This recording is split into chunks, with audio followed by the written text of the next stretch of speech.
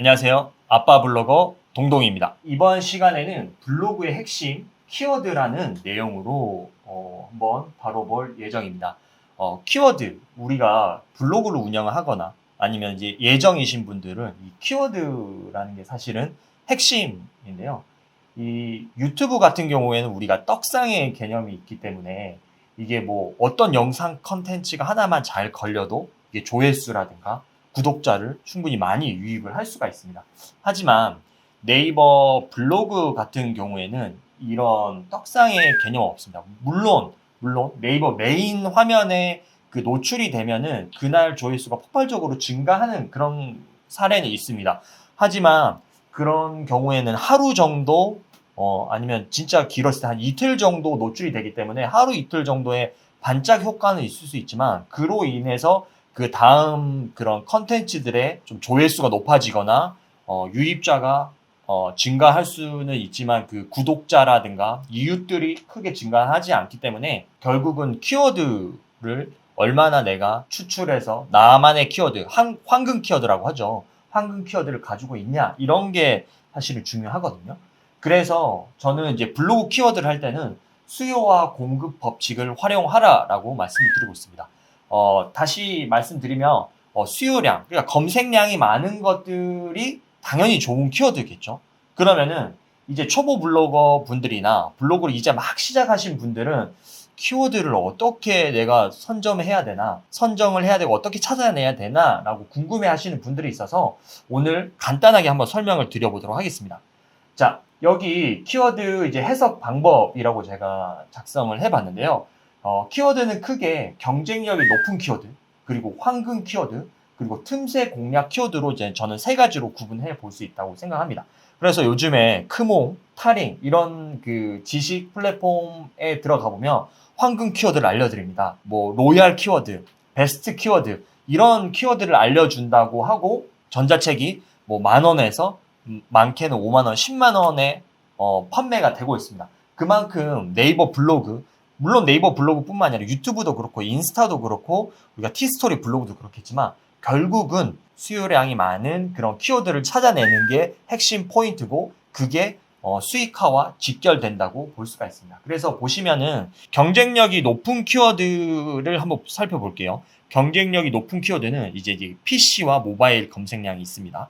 그래서 이제 월간 검색량 기준인데요. 이게 보면은 제가 강남 맛집으로 예를 한번 들어볼게요. 강남 맛집은 총 PC에서 모바일에서 함께 그 월간, 그러니까 뭐 예를 들어 7월 1일에서 7월 31일까지 한 달간 검색된 량이 12만 500건이에요. 근데 이 같은 기간 내에 블로그 문서는 24,500건이 발행이 됐다는 거예요. 그러니까 우리가 월간 그 발행된 건수가 나의 경쟁자가 24,500 그리고 기존에 발행된 컨텐츠들까지 하면 이 포화도 지수 자체를 보면 20.3 그러니까 0을 기준으로 해서 아주 높다고 볼 수가 있고요. 부산 가볼 만한 곳은 포화도 지수가 49.50이에요. 자, 이런 키워드에 들어가면 초보 블로거 입장에서는 조금 팍 터지는 경쟁 시장에 들어가서 상위 노출을 물론 그 검색량은 많지만 상위 노출을 시키는데 조금 불리할 수가 있겠죠. 그래서 이제 중요한 것이 뭐냐면 이제 황금 키워드라는 거예요. 두 번째 보시면 황금 키워드인데 GS25 5월 행사, 버거킹 5월 행사를 볼게요. 이 버거킹 5월 행사를 예를 들어 보면 월간 검색량이 무려 22만 400건입니다. 이러면은 엄청나게 큰 대형 키워드 중에 하나라고 볼 수가 있어요. 근데 여기서 우리가 봐야 될 게 뭐냐? 자, 이게 빨간색 동그라미를 보시면 이게 월간 발행 건수가 580건, 540건, 570건. 포화도 지수를 옆에 볼게요. 0.24, 0.6, 0.31. 이런 게 바로 아주 황금 키워드입니다. 그러니까 검색량은 많지만 나의 경쟁자가 적은 거예요. 아까 말씀드렸던 것처럼 수요량은 엄청나게 많지만 공급하는 판매자 입장에서 공급하는 사람이 없기 때문에 이런 키워드를 많이 쓰셔야 되고 이런 키워드들을 찾아내야 되는 거예요. 그래서 우리가 이런 키워드를 보는 눈과 그다음에 문서 이런 수치, 데이터 수치를 해석할 수 있는 그런 스킬만 있다라고 하면은 우리가 충분히 그런 키워드들을 나만의 키워드 그리고 좋은 로얄 황금 키워드를 찾아낼 수 있게 되는 겁니다. 자, 그리고 이제 밑에 이제 틈새 공략 키워드는 잠시 후에 설명드릴 건데요. 이렇게 조금 아이디어, 생각의 발상의 전환을 통해서 또 키워드를 공략하는 방법이 있습니다. 먼저 그 틈새 공략 키워드에 대해서 한번 말씀을 드려볼게요. 자, 우리가 이제 정말 좋아하고 많은 분들이 사랑하시는 드라마 중에 하나 펜트하우스가 있습니다. 펜트하우스의 월간 검색량을 한번 볼게요. 와, 92만 6천 건입니다. 92만 6천 건. 이게 어마어마한 그 양이거든요. 근데 월간 블로그 문서량은 18,800건이래요. 자, 근데 아까 말씀드렸던 것처럼 이번 달에 나의 경쟁자가, 새로운 경쟁자 18,800명이 생겼어요. 이게 처음 들어오는 초보 블로거 입장에서는 쉽지 않겠죠. 그런데 틈새 공략 키워드를 한번 볼게요. 틈새 공략 키워드를 보느니 이게 38만 6,500건이에요. 이것도 엄청난 키워드입니다. 근데 보시면은 경쟁자가 1,420명밖에 안 되는 거예요. 자, 앞서 펜트하우스는 경쟁자가 18,800명이에요. 근데 이 아래 검색 키워드는 그 경쟁자 1,420명밖에 안 되죠. 자, 그걸 봤더니 여기 보시면 아시겠지만 펜트하우스, 아예 이 펜트하우스냐, 어의 이 펜트하우스냐, 이 사람들의 오타를 그 공략한 거죠. 그래서 펜트하우스냐, 펜트하우스냐의 그런 키워드의 차이에 따라서 이게 경쟁자들을 낮출 수 있는 그런 효과가 있거든요. 그러니까 예를 들어 그런 것도 있어요. 빕스 샐러드바. 샐러드바가 우리가 이제 외국어 표기이기 때문에 아예 이 샐러드냐, 어의 이 샐러드냐에 따라서도 이게 키워드가 엄청나게 그 경쟁자가 차이가 나거든요. 이럴 때는 어떻게 해야 될까요? 우리가 초보 블로거다라고 했을 경우에는 이런 실제 진짜로 펜트하우스 IA가 아니라 그 틈새를 공략한 거죠. 사람들이 오타를 칠 수 있는, 그러니까 어웨이, 펜트하우스로 이 키워드를 잡아준다고 하면은 훨씬 더 우리가 경쟁력을 높일 수 있는 방법이 되겠습니다. 자, 그리고 이제 두 번째로 활용할 수 있는 팁이 바로 자동 완성 검색어입니다.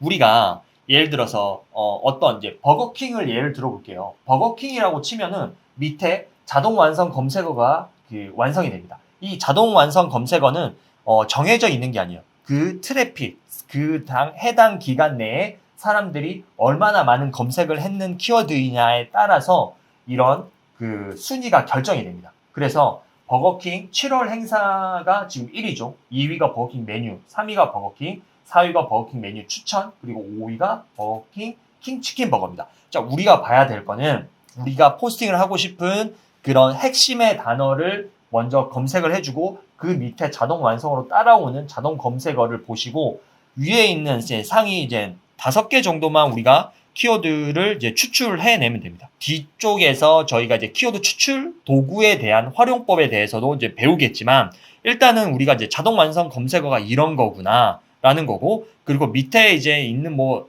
순위들에 있는 키워드들도 활용하면 좋겠지만 결국은 이 5개 정도, 5개, 6개 정도에 있는 이 키워드를 내 블로그의 핵심 메인 키워드로 잡으면은 훨씬 더 많은 그런 수요량이 있는 그런 키워드가 될 것이다 라는 거를 말씀드리겠습니다. 그리고 이제 GS25 같은 경우에도 이제 7월 행사, 택배, 추천, 반값 택배, 치킨 이런 키워드들이 많은 사람들이 수요를 불러일으키는 키워드라는 거를 아시면 좋겠습니다. 자, 실제로 한번 볼게요. 이게 자동 완성 검색어예요. 자, 버거킹을 쳤어요. 똑같은 버거킹을 쳤는데 왼쪽에 있는 경우에는 제가 6월 1일 날 검색을 했을 때의 그 순위입니다. 자, 1위가 버거킹 5월 행사죠. 2위가 메뉴고 3위가 6월 행사입니다. 그런데 일주일 후에 6월 8일 날 제가 검색을 해봤습니다. 6월 8일 날 검색을 해보니까 1위가 뭔가요? 네, 버거킹 6월 행사고요. 2위가 메뉴, 3위가 버거킹, 그리고 6위가 버거킹 5월 행사입니다. 자, 여기서 보시면 왼쪽 편 6월 1일 검색 때 1위는 버거킹 5월 행사였는데 일주일 후인 6월 8일 검색을 했을 때 버거킹 5월 행사는 6위로 내려와 있어요. 자, 이것은 무엇을 말하냐? 자동 완성 검색어라는 그 네이버에서 제공하는 기능은 이게 사람들의 해당 기간, 사람들의 관련된 키워드의 트래픽, 수요량에 따라서 순위가 계속해서 변한다라는 것을 알 수가 있습니다. 그렇기 때문에 최근의 키워드의 트렌드를 보기 위해서는 이 자동 완성 검색어 기능을 충분히 활용해야 된다라는 것을 말씀드리겠습니다. 네. 그리고 또 연관 검색어라는 그 기능이 있습니다. 그 연관 검색어는 내가 이제 이용자, 검색 이용자가 발렌타인데이를 검색을 했을 때 그 연관해서 또 다른 키워드로 어떤 키워드들을 많이 검색했냐에 따라서 10개까지 보여주는 그런 기능을 말하는데요. 사실은 예전에는 이렇게 연관 검색어가 이렇게 바로 검색어 밑에 이렇게 떴습니다. 근데 어느 순간 이 연관 검색어를 찾아보기 힘든 키워드들이 많아졌습니다. 그러니까 업데이트를 하면서 이쪽 검색 우측 부분에 이제 뭐 일부 연관 검색어를 보여주는 경우도 있지만 대부분 지금 가서 발렌타인데이를 치면은 불과 6개월 전에는 이렇게 보여졌다가 지금 현재는 이렇게 아래 이제 파워링크가 바로 나와 버립니다. 그래서 이게 이제 실시간 검색어가 네이버에 사라졌죠. 실시간 검색어가 사라지면서 연관 검색어 기능도 사라졌구나라고 생각하시는 분들이 많습니다. 근데 이렇게 보시면은 자, 발렌타인데이 연관 검색어 이제 맨 아래로 스크롤을 내리면 이렇게 연관 검색어가 있습니다. 이제 모바일 버전에서 이렇게 쳐보면은 연관 검색어가 이렇게 뜹니다.